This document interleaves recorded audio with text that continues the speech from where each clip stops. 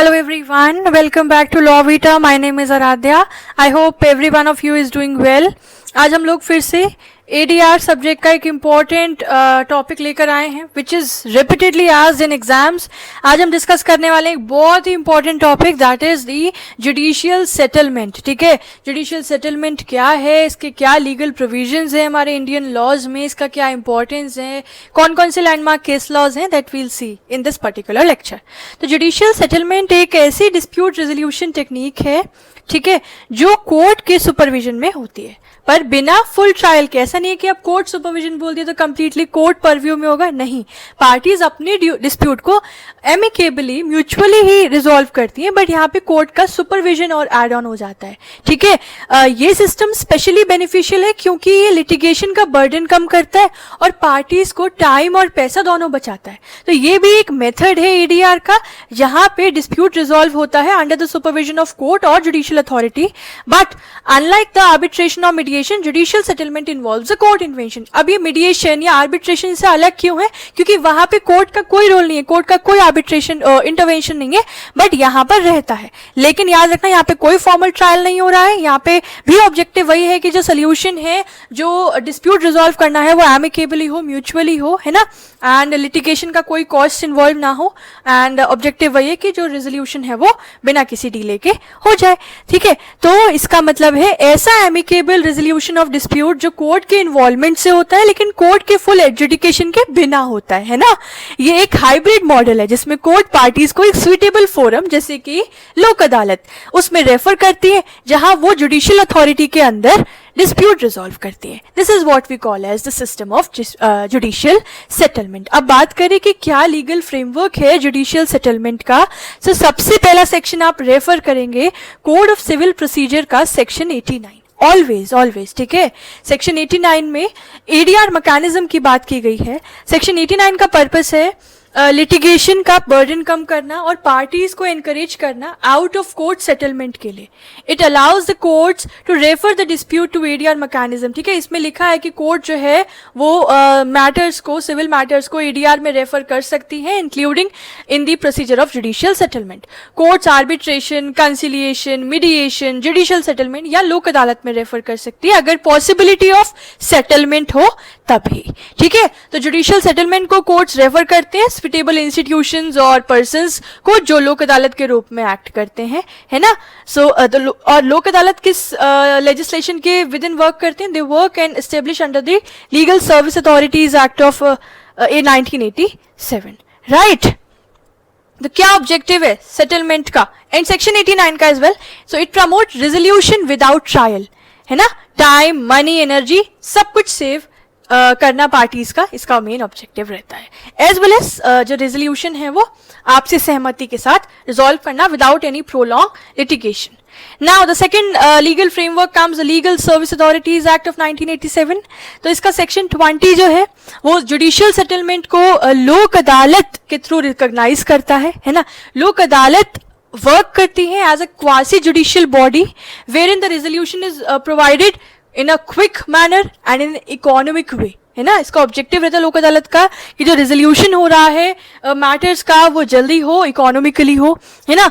और सेक्शन 20 के through pre litigation matters या जो पेंडिंग केसेस हैं वो लोक अदालत में भेजे जा सकते हैं. ये section 20 of the legal service authorities act बात करता है. It outlines the procedure for referring the dispute to the Lok Adalat. ठीक है, and Lok Adalat function as quasi judicial body, ये हमने पढ़ लिया. तो लोक अदालत का अवार्ड फाइनल एंड बाइंडिंग होता है accept in the criminal non compoundable cases. ये बात आप याद रखना.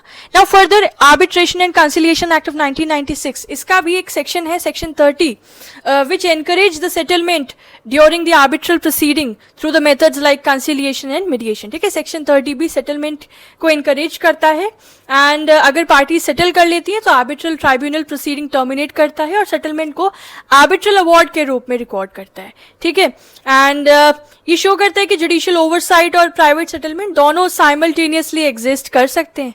राइट, सो ये लीगल फ्रेमवर्क्स आप याद रखना, and if the question comes regarding the judicial settlement then you are suppose to mention this. Now talking about कि जुडिशियल सेटलमेंट का क्या इंपॉर्टेंस है. So first it reduce of course the court backlog. ये तो सारे ही ADR mechanism के question में आप लिख सकते हैं कि डिस्प्यूट जल्दी रिजॉल्व होते हैं और कोर्ट का बर्डन कम होता है. दूसरी बात, कॉस्ट इफेक्टिव है, यानी कि लिटिगेशन के जो ट्रेडिशनल प्रोसेस के मुकाबले काफी इकोनॉमिक है, सस्ता है, एफिशिएंट है. थर्ड, एमिकेबल रेजोल्यूशन प्रमोट करता है, म्यूचुअल अग्रीमेंट से डिसीजंस होते हैं, विन विन सिचुएशन रहता है. फोर्थ, जुडिशियल फेयरनेस इंश्योर होती है, कोर्ट के सुपरविजन से इंश्योर होता है कि सेटलमेंट वन साइडेड या अनफेयर ना हो, या किसी भी तरीके से जो थर्ड पार्टी अगर इन्वॉल्व हो रही है वो बायस ना हो, और डिसीजन जो है वो फेयरनेस के साथ इंश्योर किया जाए. And the last, binding and enforceable. तो सेटलमेंट्स लीगली वैलिड होते हैं, इन्फोर्स किए जा सकते हैं जैसे कि कोर्ट के ऑर्डर्स किए जाते हैं. तो this is the importance of the judicial settlement. Now talking about some important landmark case laws. तो ये सभी इंपॉर्टेंट केसेस हैं.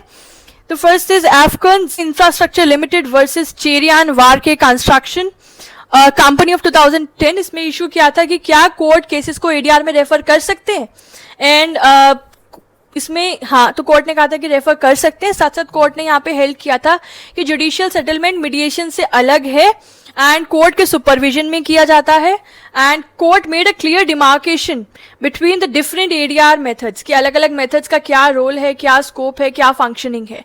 Therefore this becomes an important case. You may quote in this and as well as you may quote in the different ADRs mechanism whichever question come. ये एफकॉन्स वाला case repeatedly अलग अलग answers में हम quote करते हैं. The next is Salem advocate bar association versus union of India of 2005.